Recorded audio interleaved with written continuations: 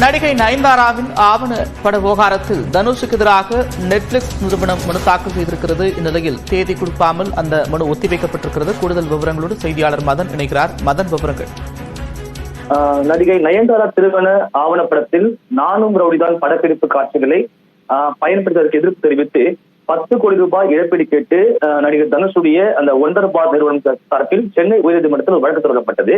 அதாவது நடிகை நயன்தாரா, இயக்குநர் விக்னேஷ் சிவன் மற்றும் நெட்ஃபிளிக்ஸ் நிறுவனத்துக்கு எதிராக தாக்கல் செய்யப்பட்டுள்ள இந்த ஒரு வழக்கை ஆரம்ப கட்டத்தில் நிராகரிக்க வேண்டும் என்றுதான் தற்போது நெட்ஃபிளிக்ஸ் நிறுவனம் தரப்பில் இந்த ஒரு மனு தாக்கல் செய்யப்பட்டது.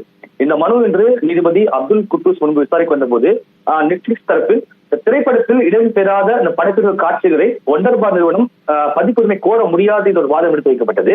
அது மட்டும் இல்லாமல் படப்பிடிப்பு காட்சிகள் கடந்த 2020ஆம் ஆண்டு வெளியான பிறகும் தாமதமாக 2024ஆம் ஆண்டுதான் இந்த வழக்கு தொடரப்பட்டதாக தெரிவிக்கப்பட்டது. ஆனால் தனுஷ் தரப்பில் பார்க்கும்போது தனுஷ் ஒண்டர் பார் நிறுவன அலுவலகம் பொறுத்த வரைக்கும் பெருங்குடியில் அமைந்துள்ளது. அதே போல காஞ்சிபுரம் நீதிமன்றத்திலோ நெட்ஃபிளிக்ஸ் நிறுவனம் அமைந்துள்ள மும்பை நீதிமன்றத்தில் இந்த வழக்கு தொடர முடியும்.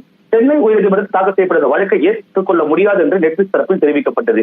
அது மட்டும் இல்லாமல் இந்த வழக்கை காப்பிரைட் சட்டத்தின் கீழ் தொடர முடியாது என்றும் இந்த காட்சிகள் கடந்த 2020ஆம் ஆண்டே முதலே பொதுத்தளத்தில் உள்ளதாகவும் தெரிவிக்கப்பட்டது.